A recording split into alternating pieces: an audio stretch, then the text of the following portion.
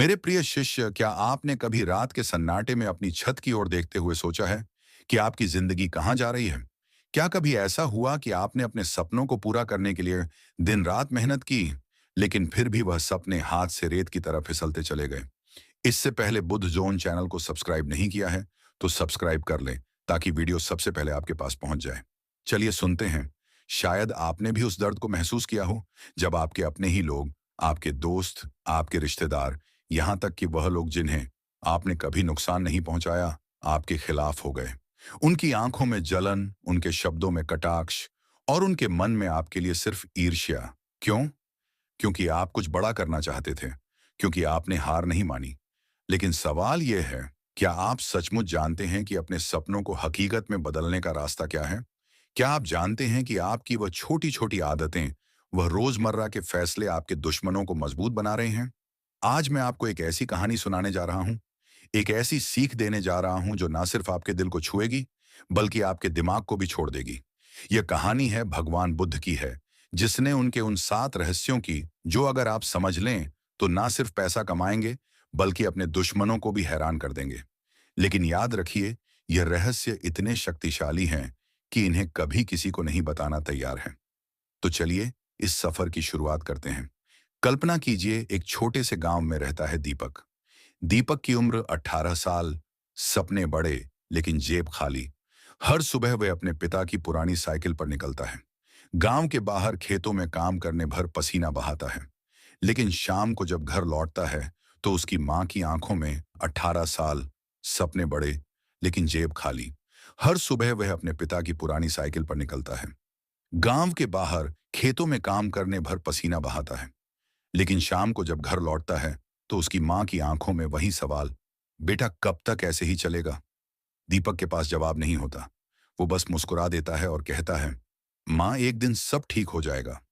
लेकिन रात को जब वह अपनी चारपाई पर लेटता है, तो उसके मन में सवाल उठते हैं। क्या सचमुच सब ठीक होगा? क्या मेहनत ही काफी है? एक दिन गांव में मेला लगता है। दीपक वहां जाता है और वहां पर उसका एक पुराना दोस्त मिलता है। दिनेश दिनेश का, जो कभी दीपक के साथ स्कूल में पढ़ता था। आज एक बड़ी गाड़ी में आया है। सूट पहने, चमचमाती घड़ी और चेहरे पर वह आत्मविश्वास जो दीपक ने कभी अपने आप में नहीं देखा।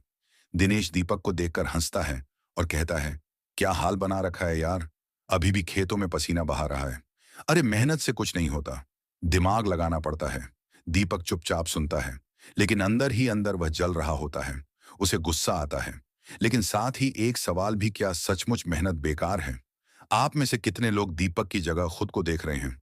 कितने लोग ऐसे हैं जो दिन रात मेहनत करते हैं, लेकिन फिर भी लगता है कि जिंदगी वहीं की वहीं अटकी हुई है? और कितने लोग ऐसे हैं जो अपने आसपास दिनेश जैसे लोगों को देखकर जलते हैं, लेकिन समझ नहीं पाते कि आखिर वह कर क्या रहे हैं जो हम नहीं कर पा रहे हैं? एक रात जब वह उदास मन से अपने खेत से लौट रहा था, उसे रास्ते में एक बूढ़े साधु मिले। साधु की आंखों में एक अजीब सी चमक थी, जैसे वह दीपक के मन की हर बात को पढ़ सकता हो। साधु ने दीपक को रोका और कहा, बेटा उदास क्यों है? जो चाहिए वह पास है, बस उसे देखने की नजर चाहिए। दीपक ने कहा, बाबा मेहनत करता हूं लेकिन कुछ बदलता नहीं, लोग मुझसे आगे निकल जाते हैं। साधु मुस्कुराया और बोले, बेटा आज मैं तुम्हें 7 ऐसे रहस्य सिखाऊंगा जो तुम्हें पैसा, शक्ति और सम्मान दिला सकती हैं। इसलिए इसे बहुत ध्यान से सुनो। लेकिन इन रहस्यों को समझने के लिए पहले अपने मन को तैयार करना पड़ता है। क्या तुम तैयार हो? दीपक ने हाँ में सिर हिलाया और उस रात साधु ने उसे पहला रहस्य बताया। पहला रहस्य, अपनी योजना किसी को ना बताई। साधु ने कहा, दीपक पहला रहस्य है, अपनी योजना किसी को ना बताई को मत बताना। तुम जो करना चाहते हो, वह सपना जो तुम्हारे सीने में धक रहा है, उसे अपने तक रखो। क्यों? क्योंकि दुनिया में 2 तरह के लोग हैं। एक वो जो तुम्हारी कामयाबी से जलते हैं, और दूसरे वो जो तुम्हें नीचे खींचना चाहते हैं। अगर तुमने अपने प्लान सबको बता दिए, तो वह लोग उसे तोड़ने की कोशिश करेंगे। दीपक ने पूछा, लेकिन बाबा अपने दोस्तों को भी नहीं? साधु ने कहा, दोस्त भी इंसान है बेटा। आज वह तुम्हारे साथ है, कल वह तुम्हारे खिलाफ हो सकते हैं। क्या तुमने कभी देखा नहीं कि लोग पहले तारीफ करते हैं और फिर मौका मिलते ही पीठ में छुरा घूमते हैं? दीपक को दिनेश की बात याद आई। उसने सोचा, शायद दिनेश को पता होता कि मैं भी कुछ बड़ा करने की सोच रहा हूं, तो वह और ज्यादा मजाक उड़ाता। आपके साथ भी ऐसा हुआ है ना? कभी किसी को अपने सपने बताए और फिर उसने आपका मजाक उड़ाया, या उसने आपकी योजना किसी और को बता दी और वह सपना अधूरा रह गया? बुद्ध यही कहते हैं, अपने इरादों को छुपाओ और अपने कदमों को तेज करो। यह पहला रहस्य है जो आपको अपने दुश्मनों से बचाएगा। दीपक का पहला कदम और दूसरा रहस्य। उस रात साधु की बातें दीपक के मन में गूंजती रही। पहला रहस्य, अपनी योजना किसी को मत बताना, उसके लिए एक नई रोशनी की तरह था। अगली सुबह जब वह खेत की ओर निकला, तो उसने ठान लिया कि अब वह कुछ अलग करेगा। लेकिन क्या उसके पास ना तो पैसा था, ना कोई बड़ा मौका। फिर भी उसने अपने मन में एक छोटा सा प्लान बनाया।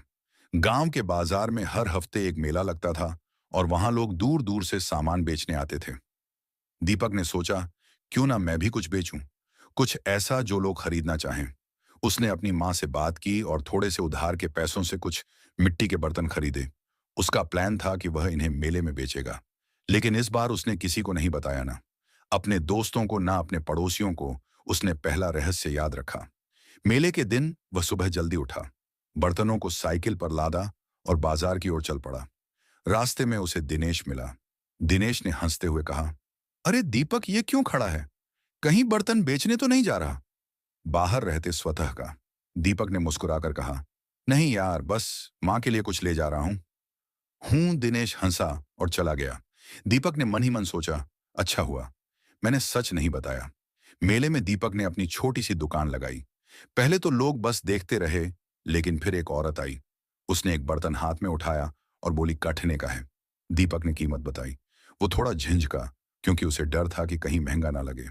लेकिन उस औरत ने बिना कुछ कहे 2 बर्तन खरीद लिए। धीरे धीरे और लोग आए और शाम तक दीपक के सारे बर्तन बिक गए। पहली बार उसके हाथ में अपने कमाए हुए पैसे थे। 50 रुपए छोटी रकम, लेकिन दीपक के लिए यह एक नई शुरुआत थी। वह खुशी से घर लौटा और माँ को पैसे दिखाए। माँ की आंखों में आंसू आ गए। उसने कहा, बेटा, यह तो बस शुरुआत है। उस रात दीपक को नींद नहीं आई। वह सोच रहा था कि अगर उसने दिनेश को अपने प्लान के बारे में बता दिया होता, तो शायद वह उसका मजाक उड़ाता, या शायद वह खुद वहीं काम करने की कोशिश करता और दीपक मौका छीन लेता। पहला रहस्य काम कर गया था, लेकिन अभी सफर लंबा था। अगली रात साधु फिर मिला। दूसरा रहस्य, मेहनत को दिमाग से जोड़ो। साधु ने दीपक को देखकर मुस्कुराया और कहा, बेटा देखा, पहला रहस्य काम कर गया, लेकिन अब दूसरा रहस्य समझो। मेहनत करो, लेकिन उसे दिमाग से जोड़ो। जो लोग सिर्फ पसीना बहाते हैं, वह मजदूर बनकर रह जाते हैं। दिमाग लगाते हैं, वह मालिक बनते हैं। दीपक ने कहा, बाबा, मैं तो मेहनत करता हूं, खेत में काम करता हूं, अब बर्तन बेचे। लेकिन यह तो छोटी बातें हैं, बड़ा कैसे करूं? साधु ने कहा, सुनो, मेहनत वही कीजिए जो आपको आगे ले जाए। तुमने बर्तन बेचे, अच्छा किया, लेकिन अब सोचो, क्या हर बार बर्तन खरीद कर बेचना ही काफी है? क्यों ना कुछ ऐसा करो जो बार बार मेहनत ना मांगे, बल्कि एक बार की मेहनत से लंबे वक्त तक फायदा दे। दीपक ने पूछा, वो कैसे? बाबा साधु बोला, गांव में देखो लोग क्या चाहते हैं, उनकी जरूरत को समझो, फिर उस जरूरत को पूरा करने का तरीका ढूंढो। मेहनत को दिमाग से जोड़ने का मतलब है सही समय पर सही काम करना। दीपक ने उस रात सोचा। उसे याद आया कि गांव में लोग अक्सर शिकायत करते थे कि बाजार से अच्छी सब्जियां नहीं मिलती। जो मिलती हैं वह या तो महंगी होती हैं या खराब। दीपक ने सोचा, क्यों ना मैं अपने खेत में सब्जियां उगाऊं और उन्हें मेले में बेचूं। यह विचार उसके लिए नया था, लेकिन उसे डर भी था। अगर फसल खराब हो गई, तो अगर लोग ना खरीदे, तो फिर उसे साधु की बात याद आई। मेहनत को दिमाग से जोड़ो। उसने फैसला किया कि वह कोशिश करेगा। अगले दिन दीपक ने अपने खेत में काम शुरू किया। उसने अपने पिता से कुछ बीज मांगे और एक छोटे से हिस्से में सब्जियां बो दी। दिनरा मेहनत की, पानी देना, खाद डालना, कीड़े हटाना, सब कुछ उसने अकेले किया। लेकिन कुछ दिनों बाद बारिश हुई। तेज बारिश, दीपक का खेत पानी से भर गया। जो थोड़ी बहुत फसल उग रही थी, वह बर्बाद हो गई। दीपक खेत के किनारे बैठकर रोने लगा। उसे लगा, शायद मैं कुछ बड़ा करने लायक ही नहीं हूं। शायद दिनेश सही था। उसी वक्त उसकी मां आई। उसने दीपक को गले लगाया और कहा, बेटा, हार मत मानो।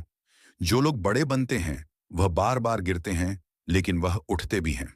मां की बात सुनकर दीपक के मन में फिर से हिम्मत आई। उसने सोचा, शायद यह मेरा इम्तिहान है। उसने दोबारा कोशिश करने का फैसला किया। इस बार उसने दिमाग लगाया। उसने गांव के एक बूढ़े किसान से सलाह ली और जाना कि बारिश से बचने के लिए खेत में नालियां कैसे बनानी चाहिए। उसने फिर से बीज बोए, लेकिन इस बार उसने सावधानी बरती। कुछ हफ्तों बाद फसल तैयार हुई। हरी भरी सब्जियां, टमाटर, भिंडी, पालक। दीपक ने उन्हें मेले में बेचा। इस बार उसे 200 रुपये मिले। लोग उसकी तारीफ करने लगे। एक आदमी ने कहा, दीपक, ये सब्जियां तो शहर से भी अच्छी हैं, अगली बार और लाना।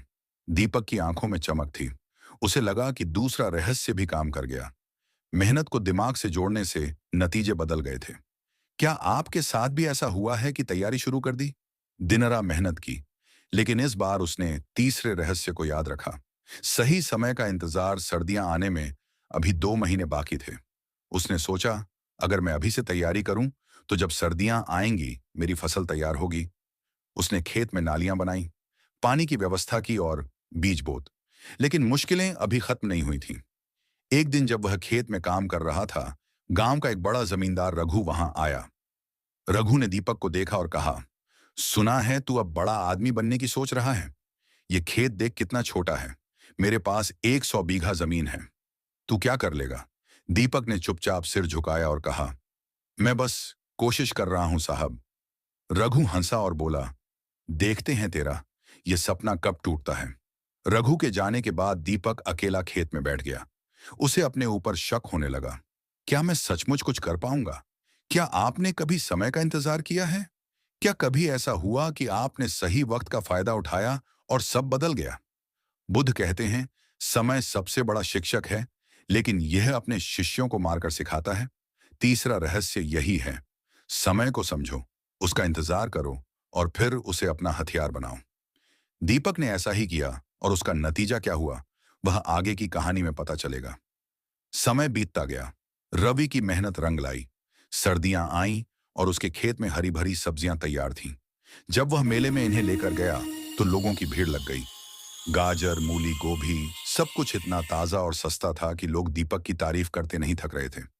उस दिन उसने 1500 रुपये की कमाई की। पहली बार रवि के हाथ में इतने पैसे आए। वह घर लौटा और मां को पैसे दिखाए। मां ने उसे गले लगाया और कहा, बेटा, मुझे पता था कि तू कर दिखाएगा। दीपक की आंखों में खुशी के आंसू थे। उसे लगा कि शायद अब उसकी जिंदगी बदलने वाली है। गांव में दीपक का नाम होने लगा। लोग कहने लगे, देखो, दीपक ने तो कमाल कर दिया।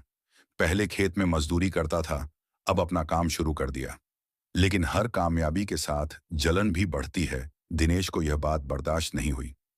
एक दिन वह अपने दोस्तों के साथ दीपक के खेत पर आया।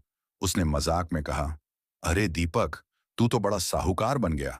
अब तो तुझे हम जैसे गरीबों से बात करने का वक्त भी नहीं होगा।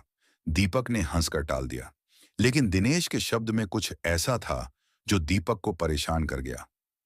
उसी रात साधु फिर मिला।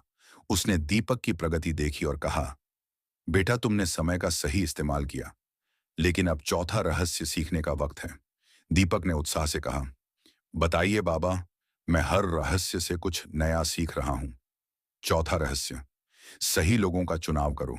साधु ने कहा, चौथा रहस्य है, सही लोगों का चुनाव करो। तुम्हारी कामयाबी इस बात पर निर्भर करती है कि तुम अपने आसपास किन लोगों को रखते हो। जो लोग तुम्हें प्रेरणा दें, जो तुम्हारी मेहनत को समझे, वही तुम्हारे साथी होने चाहिए। और जो लोग तुमसे जले, जो तुम्हें नीचे खींचे, उन्हें दूर रखो। दीपक ने पूछा, बाबा, लेकिन यह कैसे पता चलेगा कि कौन सही है और कौन गलत? साधु ने कहा, लोगों को उनके शब्दों से नहीं, उनके कर्मों से परखो। जो तुम्हारी कामयाबी पर खुश हो, वह तुम्हारे दोस्त हैं, और जो तुम्हारी तरक्की से जले, वह तुम्हारे दुश्मन। बुद्ध कहते थे, एक गलत दोस्त तुम्हारी सारी मेहनत बर्बाद कर सकता है, इसलिए सोच समझकर अपने साथी चुनो। दीपक ने दिनेश के बारे में सोचा। उसे लगा कि शायद सदिनेश उसका दोस्त नहीं, बल्कि उसकी राह का कांटा है। साधु ने आगे कहा, लेकिन सिर्फ दुश्मनों से बचना ही काफी नहीं। तुम्हें ऐसे लोग भी ढूंढने होंगे जो तुम्हें आगे बढ़ने में मदद करें। अकेले इंसान कुछ नहीं कर सकता। सही लोगों का साथ तुम्हारी ताकत को 10 गुना बढ़ा देगा। दीपक ने साधु की बात को दिल में बिठा लिया। नए दोस्त और दुश्मन। अगले दिन दीपक ने अपने काम को और बड़ा करने का फैसला किया। उसने सोचा कि अगर वह गांव के बाहर के बाजारों में सब्जियां बेचे तो उसकी कमाई और बढ़ सकती है। लेकिन इसके लिए उसे मदद चाहिए थी। वह अकेले सब कुछ नहीं कर सकता था। उसने गांव में एक लड़के कमल को देखा। कमल गरीब था, लेकिन मेहनती था। दीपक ने उससे बात की और कहा, कमल मेरे साथ काम करेगा, मैं तुझे हिस्सा दूंगा। कमल की आंखें चमक उठी। उसने कहा, भैया मुझे बस एक मौका चाहिए, मैं आपके साथ हूं। दीपक और कमल ने मिलकर काम शुरू किया। कमल खेत में मदद करता और दीपक सब्जियां बेचने जाता। धीरे धीरे उनकी जोड़ी मशहूर होने लगी। लोग कहते, दीपक और कमल की सब्जियां सबसे अच्छी हैं। दीपक को लगा कि साधु का चौथा रहस्य सचमुच काम कर रहा है। सही लोगों का साथ उसकी ताकत बन गया था। लेकिन हर सिक्के के दो पहलू होते हैं। एक दिन जब दीपक और कमल बाजार से लौट रहे थे, उन्हें दिनेश और उसके दोस्तों ने घेर लिया। दिनेश ने गुस्से में कहा, दीपक तू बहुत उड़ रहा है, लगता है तुझे सबक सिखाना पड़ेगा। दीपक ने शांति से कहा, दिनेश मैंने तेरा क्या बिगाड़ा है। दिनेश ने दीपक को धक्का लगाया और बोला, तेरी कामयाबी ही मेरा नुकसान है। तू जितना आगे बढ़ेगा मुझे उतना गुस्सा आएगा। कहकर वह चला गया। उस रात दीपक उदास हो गया। उसे समझ नहीं आ रहा था कि दिनेश उससे इतनी नफरत क्यों करता है। कमल ने उसे हिम्मत दी और कहा, भैया ऐसे लोग हमेशा रहेंगे, हमें रुकना नहीं है। रब्बी को कमल की बात से हिम्मत मिली। उसे लगा कि सही दोस्त उसकी ढाल बन सकता है और गलत लोग उसकी राह में रोड़े। क्या आपके जीवन में भी ऐसे लोग हैं? कुछ जो आपको प्रेरणा देते हैं और कुछ जो आपकी कामयाबी से जलते हैं। आपने अपने दोस्त कैसे चुने? बुद्ध कहते हैं, साथ ही वही अच्छा जो संकट में साथ दे। चौथा रहस्य यही है, सही लोगों का चुनाव करो, क्योंकि वह आपकी कामयाबी के नियम होंगे। फिर दीपक और कमल की मेहनत रंग ला रही थी। अब वह सिर्फ गांव के मेले में नहीं, बल्कि पास के कस्बे के बाजार में भी सब्जियां बेचने लगे। उनकी कमाई 2,000 रुपये से बढ़कर 3,000 रुपये तक पहुंच गई। दीपक ने अपनी मां के लिए एक नया शॉल खरीदा और घर की मरम्मत के लिए कुछ पैसे जोड़े। गांव में लोग अब उसे सम्मान से देखने लगे। एक दिन गांव के सरपंच ने दीपक को बुलाया और कहा, बेटा तूने हमारे गांव का नाम रोशन किया है, आगे बढ़ते रहो। दीपक का सीना गर्व से चौड़ा हो गया। उसे लगा कि शायद अब वह सचमुच अपने सपनों के करीब पहुंच रहा है। लेकिन कामयाबी की राह कभी आसान नहीं होती। एक रात जब दीपक और कमल खेत में पानी दे रहे थे, उन्हें कुछ अजीब लगा। खेत का एक हिस्सा सूखा हुआ था, जैसे पानी वहां पहुंच ही नहीं रहा हो। दीपक ने जांच की तो पता चला कि खेत को पानी देने वाली नहर में किसी ने मिट्टी डालकर रास्ता रोक दिया था। दीपक को शक हुआ। उसने कमल से कहा, यह किसी की शरारत है। कमल ने कहा, भैया मुझे लगता है दिनेश का हाथ है, वह आपसे जलता है। रवि चुप रहा, लेकिन उसके मन में गुस्सा और डर दोनों थे। अगले दिन सुबह रवि की मां को तेज बुखार हो गया। रवि उसे गांव के वैद्य के पास ले गया। वैद्य ने कहा, इनकी हालत ठीक नहीं, इन्हें कस्बे के अस्पताल ले जाओ। दीपक घबरा गया। उसने कमल से कहा, एक तू खेत संभाल, मैं मां को लेकर जाता हूं। अस्पताल में डॉक्टर ने बताया कि मां को निमोनिया है और इलाज में वक्त लगेगा। दीपक के पास जितने पैसे थे वह इलाज में लग गए। वह उदास होकर मां के बिस्तर के पास बैठ गया। मां ने उसका हाथ पकड़ा और कहा, बेटा मैं ठीक हो जाऊंगी, तू हिम्मत मत हारना। दीपक की आंखों से आंसू छलक पड़े। उसे लगा कि सब कुछ एक साथ बिखर रहा है। उसी रात साधु फिर मिला। उसने दीपक की परेशानी देखी और कहा, बेटा यह वक्त तुम्हारा इम्तिहान है, अब पांचवा रहस्य सीखने का समय है। दीपक ने थकी आवाज में कहा, बाबा अब क्या बचा है, सब कुछ खत्म हो रहा है।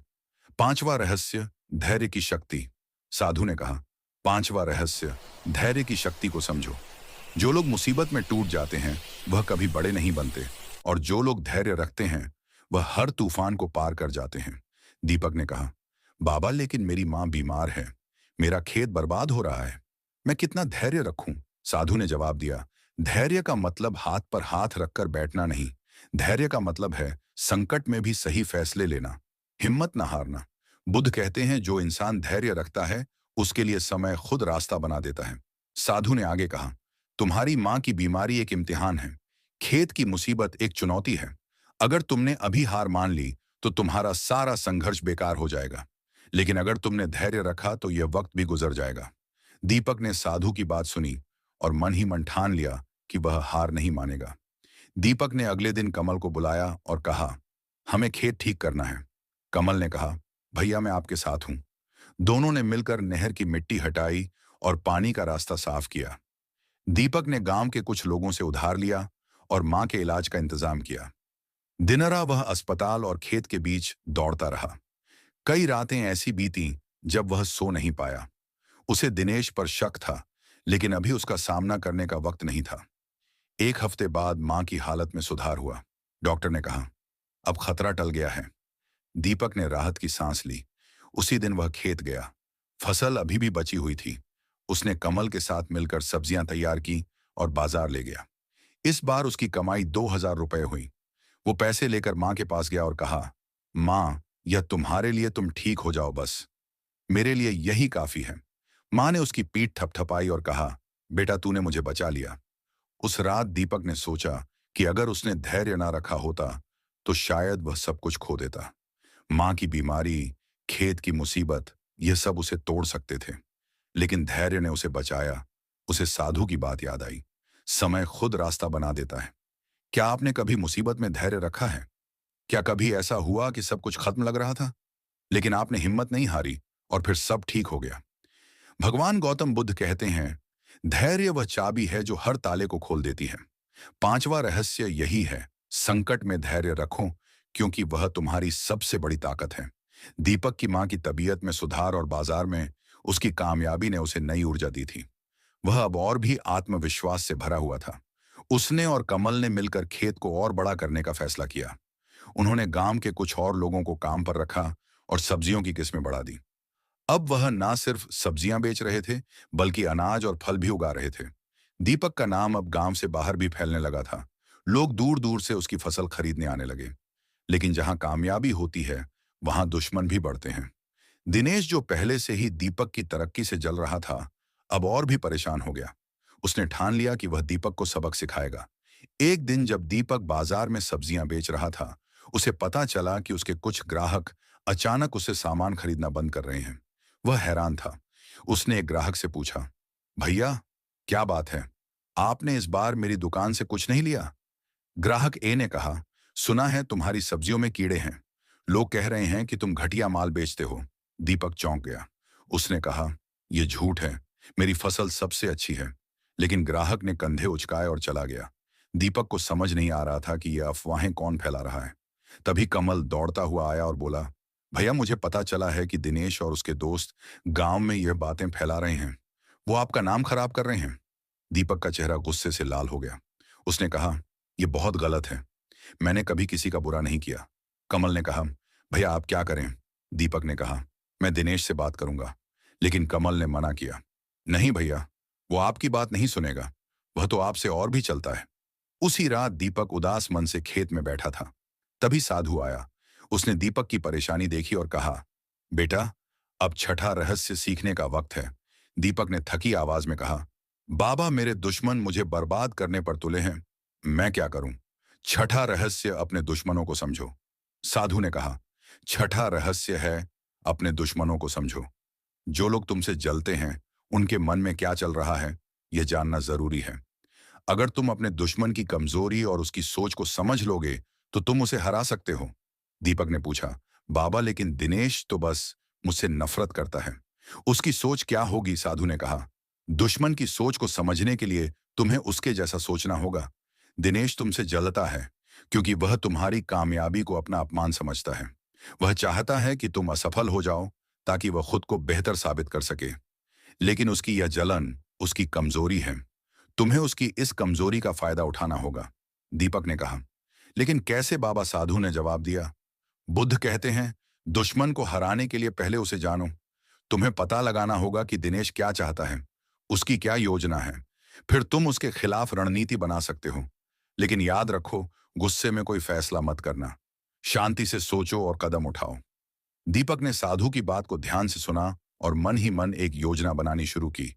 कि अगले दिन दीपक ने कमल को बुलाया और कहा, हमें हमें दिनेश की साजिश का जवाब देना होगा। लेकिन समझदारी से कमल ने पूछा, क्या करें भैया? दीपक ने कहा, पहले तो हमें पता लगाना होगा कि वह और क्या करने वाला है। शायद वह मेरी फसल को नुकसान पहुंचाने की कोशिश करे। हमें खेत की सुरक्षा करनी होगी। उसने गांव के कुछ भरोसेमंद लोगों को खेत की रखवाली के लिए रखा। इसके बाद दीपक ने गांव के सरपंच से मिलकर, तब तक जीवन में कुछ भी शांत नहीं हो सकता। और यह बात आज भी उतनी ही सत्य है। आज इंसान जितना भी दौड़ ले, कितना भी कमा ले, कितना भी सीख ले, जब तक मन शांत नहीं, जीवन शांत नहीं। आप कभी कभी कहते होंगे, संगीत, मेरा मन बहुत परेशान है, कुछ भी अच्छा नहीं लगता, सब कुछ उलझा हुआ है। बुद्ध यही कहते हैं, सारी उलझने बाहर की वजह से नहीं, भीतर के शोर की वजह से हैं। और इसीलिए बुद्ध सिखाते हैं, दिन में कुछ मिनट, सिर्फ कुछ मिनट अपने आप से मिलने बैठो। सन्नाटे संगीत में बैठो, मौन में बैठो और अपने मन को देखो। शुरुआत में मुश्किल लगेगा, लेकिन यही यात्रा आपको अपने असली रूप से मिलवाएगी। मेरा एक छोटा सा उदाहरण सुनिए। मान लो कि एक साफ पानी का गिलास है। अगर आप उसे जोर से हिलाओगे तो पानी गंदा दिखेगा। लगातार हिलाते रहोगे तो गंदगी फैलती जाएगी। लेकिन अगर उसे एक जगह रख दो, अचल शांत, तो कुछ ही देर में सारी गंदगी नीचे बैठ जाएगी और पानी फिर से साफ दिखने लगेगा। मन भी ऐसा ही है। आप उसे हर समय हिलाते रहते हो, कभी चिंता से, कभी डर से, कभी गुस्से से, कभी इच्छाओं, संगीत से, कभी तुलना से। कभी मन को रुकने दो, बैठने दो, सन्नाटे में रहने दो, तभी मन साफ होगा। बुद्ध का कहना है, सन्नाटा मन की धूल को बैठा देता है। लेकिन यह बात सुनकर बहुत लोग कहते हैं, हमारे पास समय नहीं है, हम तो बहुत व्यस्त हैं, सन्नाटे में बैठना हमारे बस का नहीं। पर सच यह है कि जो अपनी शांति के लिए समय नहीं निकालता, उसे जीवन बाद में मजबूरी से समय देता ही है। बीमारी के रूप में, संगीत तनाव के रूप में, टूटी चीजों के रूप में और कभी अचानक खालीपन के रूप में। बुद्ध कहते हैं, अगर तुम प्रतिदिन कुछ मिनट मौन में बैठोगे तो तुम्हें जीवन में घबराहट, तनाव और दुख धीरे धीरे कम संगीत होने लगेंगे। और एक बात ध्यान रखना, सन्नाटा सिर्फ बैठने से नहीं आता, सन्नाटा समझने से आता है। सन्नाटा तब आता है जब आप मन को भागने से रोकते हो और उसे अपने सामने बैठाकर बातचीत करते हो। क्यों भाग रहा है तू? किस बात से डर रहा है? किस बात को पकड़ कर बैठा है? जब आप मन को समझने लगते हो, तब मन शांत होने लगता है। और यही सन्नाटा बुद्ध की जागृति की शुरुआत था। इसलिए बुद्ध कहते हैं, मौन ही मेरा गुरु है, क्योंकि मौन में ही सत्य छिपा है। अब यह यात्रा यही नहीं रुकेगी, क्योंकि सन्नाटा सिर्फ पहला दरवाजा है। उसके आगे और भी दरवाजे खुलते हैं, जिनमें से अगले दरवाजे पर और भी अद्भुत ज्ञान आपकी प्रतीक्षा कर रहा है। एक ऐसा ज्ञान जो यह समझाएगा कि भीतर की रोशनी कैसे जगती है और मन के अंधेरे को हमेशा के लिए कैसे मिटाया जाता है। क्योंकि वहां आप जानोगे कि बुद्ध, संगीत ने भीतर की रोशनी कैसे जगाई और कैसे हर इंसान, चाहे वह कैसा भी हो, अपने भीतर वही रोशनी जगा सकता है।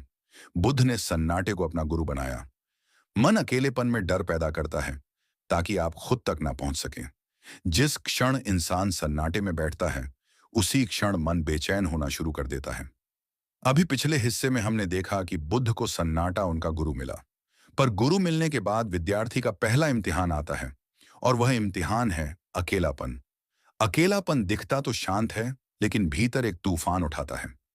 आपने भी जरूर महसूस किया होगा, जब आप अकेले होते हो, कमरे में कोई आवाज नहीं होती, बाहर कोई हलचल नहीं होती, फोन साइलेंट होता है, तब मन अचानक डर पैदा करता है। ये कैसा डर है? किस बात का डर है?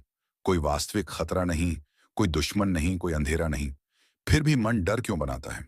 बुद्ध कहते हैं, मन अकेलेपन में इसलिए डर पैदा करता है क्योंकि उसी पल इंसान अपने असली रूप के सबसे करीब होता है। मन चाहता ही नहीं कि आप खुद तक पहुंचो, क्योंकि जिस दिन आपने खुद को पहचान लिया, उस दिन मन की सारी चालें खत्म हो जाएंगी। मन का खेल तभी चलता है जब आप उससे अनजान हो। जैसे कोई जादूगर तभी तक प्रभावी है जब तक आप उसका खेल पकड़ नहीं लेते। एक बार रहस्य खुल गया तो खेल खत्म। यही कारण है कि मन आपको अकेले होने ही नहीं देता, और यह बात बुद्ध ने गहराई से समझी थी। कल्पना कीजिए, रात का सन्नाटा है, आप अपने कमरे में अकेले बैठे हैं, बस कुछ मिनट कुछ नहीं, संगीत करते। जैसे ही आप खुद के पास आने लगते हो, मन धड़ाधड़ विचार फेंकना शुरू कर देता है। तुम्हें याद है उस दिन तुमने क्या गलती की थी? लोग तुम्हारे बारे में क्या सोचते होंगे? अरे वो बात अभी तक ठीक क्यों नहीं हुई? भविष्य में पता नहीं क्या होगा। अगर सब गलत हो जाए तो यानी अकेलेपन में मन अचानक डर का पिटारा खोल देता है। ये वही डर है जो हमें खुद से दूर ले जाता है। बुद्ध कहते हैं, अकेलापन मन का नहीं, मन की चाल का डर है। मन जानता है कि अगर तुम खुद के पास पहुंच गए तो तुम उसके गुलाम नहीं रहोगे। इसलिए मन डर पैदा करता है, ताकि तुम्हें वापस शोर में धकेल दे, वापस भागदौड़ में फेंक दे, वापस दुनिया की भीड़ में लौटा दे। बुद्ध ने देखा कि मन अकेलेपन को एक दर्पण बना देता है।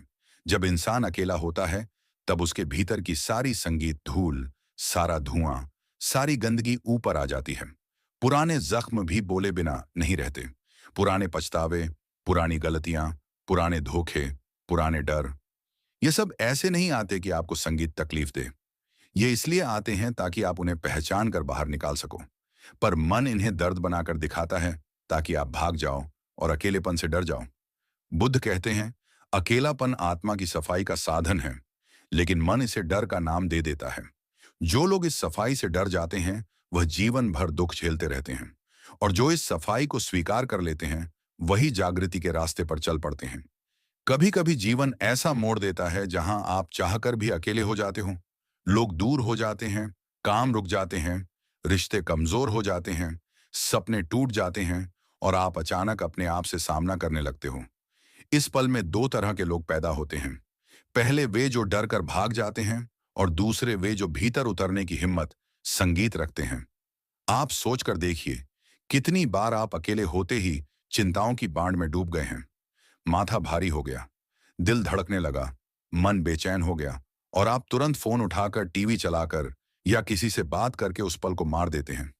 लेकिन बुद्ध बताते हैं, जिस पल तुम संगीत भागते हो, उस पल तुम अपने मन की कैद में और गहरे फंस जाते हो। अब एक उदाहरण सुनिए। एक तालाब की कल्पना कीजिए जिसमें सालों से गंदगी जमा है। अगर आप उस तालाब को साफ करना चाहते हो, तो पहले आपको उसे हिलाना पड़ेगा ताकि सारी गंदगी ऊपर आए। पर जब गंदगी ऊपर आती है, तो पानी साफ, संगीत नहीं दिखता, वह और गंदा दिखता है। क्या इसका मतलब यह है कि आपने तालाब खराब कर दिया? नहीं, इसका अर्थ यह है कि सफाई शुरू हो गई है। इसी तरह जीवन में जब आप अकेले बैठते हो और मन की गंदगी ऊपर आती है, तो लोग समझते हैं कि मैं तो और परेशान होने लगा हूं। लेकिन सच यह है कि सफाई शुरू हो चुकी है। पुराने जख्म सामने आ रहे हैं ताकि आप उन्हें छोड़ सकें। पुराने डर बाहर आ रहे हैं ताकि आप उन्हें समझकर मुक्त हो सकें। पुराने पछतावे जाग रहे हैं ताकि आप संगीत उन्हें स्वीकार कर आगे बढ़ सकें। पर मन इसे दर्द दिखाता है और आपको वापस भागने पर मजबूर करता है। बुद्ध कहते हैं, अकेलापन मन का सामना करने का सबसे पवित्र अवसर है। जो इसे समझ लेता है, वह आगे बढ़ जाता है। जो इससे डर जाता है, वह जीवन भर वहीं फंसा रहता है। अब सोचिए, जब बुद्ध संगीत बोधि वृक्ष के नीचे बैठे थे, तब भी मन ने उन्हें डराने की कोशिश की थी। अंदर से आवाज आती, यह रास्ता कठिन है, यह मार्ग अकेला है, तुम्हें कुछ नहीं मिलेगा। लेकिन बुद्ध ने मन को देखा, उसे समझा, उसे पकड़ा, उसकी चालों को पहचान, संगीत लिया और मन चुप हो गया। उस क्षण के बाद मन ने कभी बुद्ध पर राज नहीं किया। बुद्ध ने मन पर राज किया और यही असली जागृति है। आज हर इंसान की समस्या यही है। वह अकेले होने से डरता है। उसे लगता है कि अकेलापन खालीपन है। लेकिन बुद्ध कहते हैं, अकेलापन खाली नहीं, बल्कि तुम्हारे सबसे गहरे अनुभवों का द्वार है। अकेलापन संगीत आपको दिखाता है कि आप वास्तव में कौन हैं। आपकी कौन सी आदतें आपको दुख देती हैं, कौन सी इच्छाएं आपको बांधती हैं, कौन से डर आपको रोकते हैं, कौन सी बातें आपको कमजोर बनाती हैं। अकेलापन एक आईना है, लेकिन मन इस आईने को काला दिखा देता है। क्यों? क्योंकि अगर आप आईना साफ देख लोगे, तो आप मन की हर चाल पहचान जाओगे और मन नहीं चाहता कि आप आजाद हो जाओ, क्योंकि मन का अस्तित्व ही आपकी बेहोशी पर टिका हुआ है। जब आप जाग जाओगे, मन गुलाम बन जाएगा और इंसान जाग कर कभी गुलाम नहीं बनता। अब एक वास्तविक जीवन का रिलेटेबल दृश्य देखिए। मान लीजिए कि आपने किसी दिन पूरा दिन काम किया, थके हुए हो, रात को बिस्तर पर लेटे हो और तभी मन शुरू हो जाता है, तुमसे यह गलत हो गया, तुम्हें वह करना चाहिए था, तुम्हारी वह बात किसी को बुरी लगी होगी। तुम आगे क्या करोगे? दुनिया में सबसे तेज भागने वाला कोई जानवर नहीं, सबसे तेज भागने वाला है मन। और खासकर अकेलेपन में मन 4 गुना तेज हो जाता है। लेकिन बुद्ध कहते हैं, अगर तुम मन को अकेलेपन में पकड़ लेते हो, तो तुम मन को हमेशा के लिए शांत कर सकते हो। इसलिए बुद्ध सिखाते हैं, अकेलेपन से डरना मत, उसके पास जाना सीखो, उसे अपनाना सीखो, उसमें बैठना सीखो, उससे दोस्ती करना सीखो, क्योंकि अकेलापन कोई दुश्मन नहीं। अकेलापन वह पुल है जिस पर चलकर इंसान अपने भीतर पहुंचता है। लोग कहते हैं, मेरा मन बहुत डराता है। बुद्ध कहते हैं, मन डर नहीं देता, मन में भरे पुराने अनुभव डर देते हैं। हर डर का संबंध अतीत से है। कोई पुराना धोखा, कोई पुरानी गलती, कोई पुरानी विफलता, और मन इसे बार बार चलाता है। जैसे एक टूटा हुआ रेडियो। अकेलेपन में यह रेडियो सबसे तेज बजता है, लेकिन अगर आप इसे सुनकर भागोगे तो जीवन भर भागते रहोगे। अगर आप इसे सुनकर समझोगे तो यह रेडियो बंद हो जाएगा। यही कारण है कि बुद्ध ने कहा, अकेलापन वह आग है जिससे गुजरने पर मन की अशुद्धियां जल जाती हैं। अकेलेपन में बैठो, मन को देखो, डरों को उठने दो, पछतावों को बाहर आने दो, पुराने घावों को सामने आने दो और फिर उन्हें धीरे धीरे छोड़ते जाओ। संगीत इस प्रक्रिया को बुद्ध ने भवों की सफाई कहा है, यानी जीवन में जमा भावनाओं की धूल की सफाई। जब यह धूल हट जाती है तो मन हल्का हो जाता है, नींद बेहतर होने लगती है, सांस सहज होने लगती है, चिंता कम होने लगती है और इंसान भीतर से चमकने लगता है।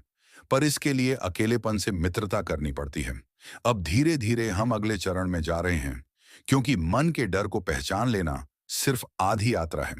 उसके बाद आता है वह ज्ञान जिसका प्रकाश जीवन में असली परिवर्तन लाता है। कैसे मन की धूल हटने के बाद भीतर की रोशनी प्रकट होती है और इंसान अपनी असली शक्ति को पहचानता है। भीतर की रोशनी कैसे जगती है और बुद्ध को वह प्रकाश कैसे मिला। आधुनिक मनोविज्ञान संगीत भी कहता है, अकेले रहना मानसिक मजबूती का पहला कदम है। दुनिया में जितने भी लोग टूटे हैं, बिखरे हैं, परेशान हैं, उनमें एक चीज हमेशा समान मिलती है। वे अपने भीतर की आवाज से भागते हैं। लोग भीड़ में छिप जाते हैं, आवाजें तेज कर देते हैं। फोन, सोशल मीडिया, गाने, बातें सब केवल एक कारण से कि कहीं उन्हें खुद के साथ अकेले ना बैठना पड़े। लेकिन एक सच ऐसा है जिसे समझने संगीत में लोगों को पूरी जिंदगी लग जाती है। मन जितना शोर में खोता है, उतना ही अकेलेपन में खुद को पाता है। और यही वह स्थान है जहां असली मजबूती जन्म लेती है। गौतम बुद्ध ने कहा था, जिसने अकेले बैठना सीख लिया, उसने खुद को जीत लिया। संगीत और आज हजारों साल बाद आधुनिक मनोविज्ञान भी बिल्कुल वही दोहरा रहा है कि अकेले रहना, अकेले बैठना और सब दूसरे वीडियो में जानेंगे। धन्यवाद। नमो बुद्धाय।